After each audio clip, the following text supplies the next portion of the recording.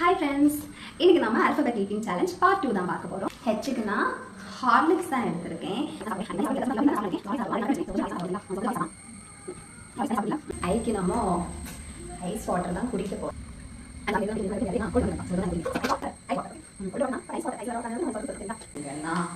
Jim Jam Pops Biscuit.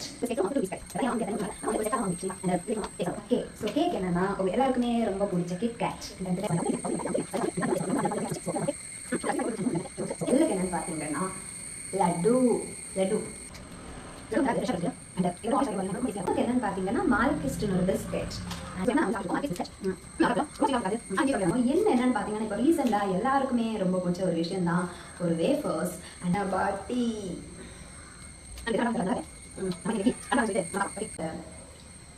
Bye. Wait for part 3. Hi friends.